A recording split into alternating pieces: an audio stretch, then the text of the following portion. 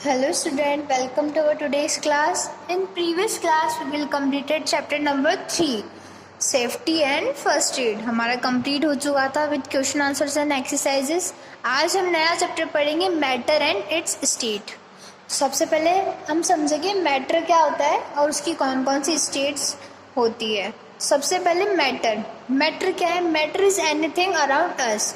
अब आप मान लीजिए ये बुक, पेंसिल, ये सब क्या है? Chair, table, desk, box, everything जो भी हमारे आसपास है वो क्या है? एक मैटर है. ठीक है.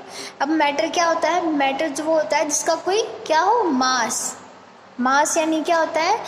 जिसमें कोई वेट हो, वजन हो. मास यानी क्या होता है? जो पार्टिकल से भरा हुआ हो, उसमें क्या हो? एक मास. ठीक है. मास यानी होता है वेट. ठीक है. वजन हो जिसमें. अभी पेंसिल क्या है? भले हल्की है पर इसका थोड़ा बहुत तो वेट है. इसके अंदर क्या है? मास है. और सेकंड चीज मैटर क्या होता है? जो स्पेस ऑक्यूपाई करे. That occupy space. और वॉल्यूम क्या होता है? जगह. ठीक है. और स्पेस भी क्या होता है? जगह. जितनी उसने कवर करा है, जो एरिया उसने कवर कर रखा है वो क्या है? स्पेस और वॉल्यूम. तो समझ आया मैटर क्या होता है? Matter is anything that has mass and occupy space. ठीक है. अब मैटर की स्टेट्स कौन कौन सी होती है? मतलब मैटर कितने टाइप में हमें मिलता है अर्थ पे? कितने टाइप में मिलता है? 3 टाइप्स में, सॉलिड, लिक्विड एंड गैस. ठीक है. अब इस चैप्टर को रीड करेंगे और पढ़ेंगे क्या क्या मैटर है और क्या क्या उसकी स्टेट्स है. Jia and her mother were buying household item from the grocery store. Jia और उसकी जो मम्मा है वो कहाँ गई? किराने की शॉप जो होती है, ग्रोसरी आइटम, वहाँ से घर का सामान खरीदने गई.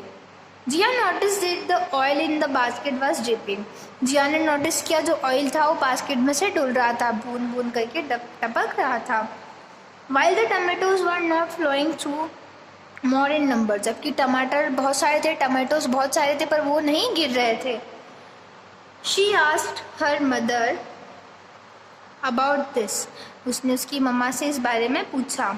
She explain that tomatoes are solid and they can not flow. उसकी मम्मा ने उसे कहा कि टमेटोज क्या हैं? सॉलिड हैं, कठोरे, वह नहीं गिर सकते, वो नहीं बह सकते. फ्लो यानी बहना. ऑन द अदर हैंड, एक दूसरी तरफ, oil is the liquid and liquid have the property of flowing. दूसरी तरफ जो ऑयल है, तेल है, वो क्या है? लिक्विड है. उसमें क्या है? बहने की, वो बहता है. उसकी मतलब liquid has the property of flowing, उसकी बहने की प्रॉपर्टी ही है. ठीक है. Similarly deodorant in the gaseous form. जो डिओड्रेंट्स होते हैं, जो परफ्यूम्स होते हैं, वो क्या है? किस फॉर्म में होते हैं? वो गैसियस फॉर्म में. She further added that most of the material around us exist as solid, liquid and gas. उनने कहा कि जो भी हमारे आसपास की चीज़ें हैं वो किस रूप में पाई जाती है? सॉलिड, लिक्विड और गैस के रूप में हमें पाई जाती है. तो सबसे पहले हम पढ़ेंगे मैटर और उसकी स्टेट्स कौन कौन सी होती है.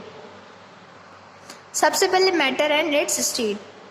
Matter is everything around us. Matter क्या है? वो सब है जो हमारे आसपास है. मैटर क्या होता है? पदार्थ. ठीक है. Anything that has mass and that take up space, it's called matter. कोई भी चीज़ हो जिसका क्या हो? मास हो, वेट हो, और वो क्या ऑक्यूपाई करे? वो क्या ले? स्पेस यानी जगह घेरे, उसे क्या कहते हैं? मैटर.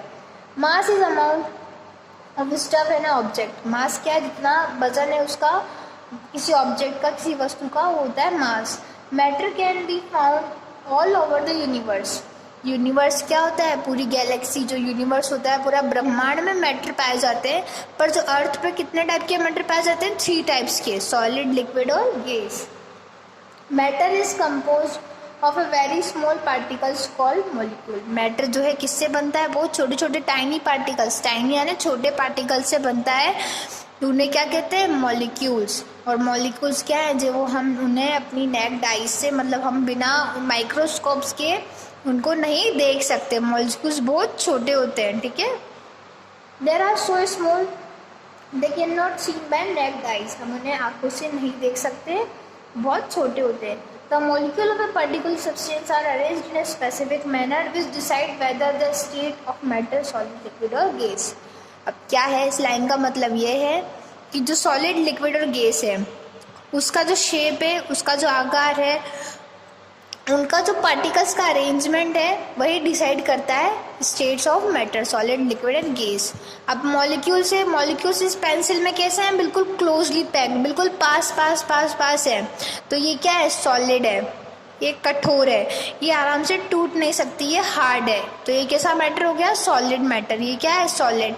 अब अगर अपन बात करें लिक्विड की, पानी की, तो पानी में क्या है, जो मॉलिक्यूल्स होंगे, जो पार्टिकल्स होंगे, वो उनका अरेंजमेंट कैसा होगा, वो कैसे जमे होंगे, थोड़ी सी दूर दूर, मतलब जितना दूर इस सॉलिड में है उससे थोड़ा दूर दूर। जैसे इसमें तो बिल्कुल स्पेस नहीं, तो ये क्या हो गया, पेंसिल में। अब लिक्विड में क्या है, थोड़े थोड़े स्पेस में वो प्रेजेंट होंगे मॉलिक्यूल्स, तो इसमें क्या है, आराम से ये फ्लो कर सकता है। और नेक्स्ट है गैस। अब गैस में जो मॉलिक्यूल्स का अरेंजमेंट होता है वो कैसा होता है, बहुत ज़्यादा दूर दूर, जो पार्टिकल्स होते हैं कि हाँ एक यहाँ एक यहाँ ऐसे प्रेजेंट होते हैं। ठीक है, तो ये हो गया अरेंजमेंट जो होता है मॉलिक्यूल्स का, उसी आधार पर डिसाइड किया जाता है स्टेट्स ऑफ मैटर। ठीक है, arrangement of particle in matter. Arrangement, जमा होना किसका, पार्टिकल्स का, जो मॉलिक्यूल्स है उनका मैटर में। मैटर कौन कौन से, सॉलिड, लिक्विड एंड गैस में। जो मॉलिक्यूल्स का अरेंजमेंट है वो कैसा होता है हम देखेंगे। अगर हम सबसे पहले बात करें सॉलिड की, तो सॉलिड में क्या होता है, जो मॉलिक्यूल्स होते हैं वो कैसे होते हैं, बिल्कुल पास पास, बिल्कुल क्लोजली पैक्ड होते हैं। और इनमें जो है स्पेस जो होता है बिल्कुल ना के बराबर होता है, स्पेस बिल्कुल, नो स्पेस बिटवीन देम, बिल्कुल स्पेस नहीं होता है, वेरी क्लोजली पैक्ड होते हैं, एक दूसरे से बहुत पास पास रहते हैं मॉलिक्यूल।